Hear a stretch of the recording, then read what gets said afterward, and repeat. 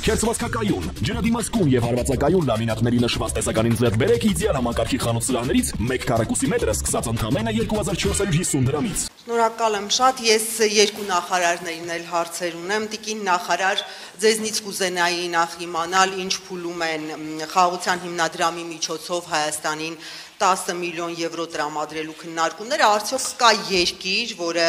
ընդդիմանում է համաձայնությանը եւ եթե չկա, երբ կտրամադրվի գումարը։ Պարոն Միրզյան, ձեզ մի անգամից հարցս ուղղեմ, Ադրբեջանը չի նահանջում թե Մինսկի խումբը լուծարելու, թե Հայաստանի սահմանադրությունը փոխելու պահանջներից նախքան պայմանագրի ստորագրումը, ձեր վերջին բանակցություններից, եթե հնարավոր է մի փոքր այսպես փակագծեր բացեք, արդյոք ստորագրման հեռանկարը կարելի է փակված համարել, քանի դեռ Հայաստանը օրինակ չի լուծարել Մինսկի խումբը եւ մայր օրենքում փոփոխություն չի կատարել։ Շնորհակալ եմ։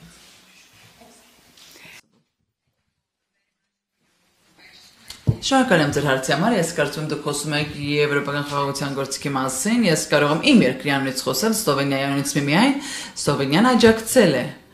վերջնական առաջարկը Եվրոպական Facility Fund-ի աջակցության նախաձեռնությունը մենք սատարել ենք, որպեսզի հեղազինված ուժերին սատարենք, պետք է միաձայն մոտեցում լինի, բայց ինչ վերաբերում է Սլովենիային, շատ հստակ եւ ուժեղ աջակցություն ենք մենք ցուցաբերել։ 10 միլիոնի ծրագիր անցած տարվան էր վերաբերվում, դա անցած տարվա ծրագիրն է, այս տարի գումարը մի փոքր ավել է, մի փոքր ասելով կրկնապատիկն է։ Եվ քննարկումները, ինչպես տիկին նախարարը ասեց, շարունակվում են, հուսով ենք, որ ապագայում դրական հանգուցալուծում կլինի։ Ինչ վերաբերում է ինձ ուղղված ձեր հարցին, ըստ էության եւ Ադրբեջանի եւ մեր կողմի եւ հայաստանյան կողմի դիրքորոշումները երկու հարցի վերաբերյալ էլ հայտնի են։ Իհարկե մենք փորձեցինք նախարար Բայրամովի հետ Անտալիայում օրեր առաջ մի փոքր ավելի առաջ գնալ, ասել, որ ունենք վերջնական հանգուցալուծում կամ պայմանավորվածություն կլինի չափազանցություն, բայց ես կարծում եմ, որ խոսակցությունը պետք է շարունակել, ինչպես եւ նախկինում մենք կարծում ենք, որ de facto ավարտված հակամարտությունը de jure ավարտելու դեպքում ինստիտուցիոնալ կերպով կոնֆլիկտի ավարտը ազդարարելու դեպքում ինչպիսին է կամ որի մարմնավորումը կարող է լինել խաղաղության համաձայնագրի ստորագրումը, այդ դեպքում մենք իհարկե կարիք չենք ունենա մի միջազգային ֆորմատի, որը կոչված է զբաղվել այդ հակամարտությամբ օրինակ, հետևաբար Մինսկի խմբի գոյությունը իսկապես ոչ մի հավելյալ արժեք չի տա եւ հակառակը կարող է նույնիսկ հակառակ ազդեցություն ունենալ կարգավորված հակամարտության պարագայում, ստորագրված համաձայնագրի պարագայում։ Այդ պատճառով մենք կողմ ենք եւ բաց ենք այդ ձևաչափի լուծարման գործընթացին, մենք ուղղակի կարծում ենք, որ մենք այդ գործընթացները կարող ենք փաստաթղթեր առնվազն նույն օրում ստորագրել, նույն օրը, ինչ հաջորդականություն ուզում եք դրեք, մեկը խաղաղության համաձայնագիրը եւ մյուսը միահամատեղ դիմումը ԵԱՀԿ-ին տեղեկացնելով այդ խմբի լուծարման գործընթաց սկսելու Հայաստանի եւ Ադրբեջանի պատրաստականության կամ նախաձեռնության մասին։ Ինչ վերաբերում է Հայաստանի սահմանադրությանը, գիտեք, այս մասին էլ շատ երկար խոսել ենք։ Նախ, բայց քանի որ հարցնում եք, մեկ անգամ էլ կասեմ, նախ պետք է հասկանանք, որքանով են անկեղծ Ադրբեջանի մտահոգությունները։ Եթե սա ուղղակի գործիք է, խոսույթ է, որը օգտագործվում է Ադրբեջանի կողմից բանակցություններ ձգձգելու եւ այդ ստորագրված խաղաղությունը չունենալու, սա մի իրավիճակ է։ Եթե անկեղծորեն մտահոգություն են տեսնում, սա այլ իրավիճակ է։ Եվ այստեղ մենք կարող ենք բացատրություն տալ,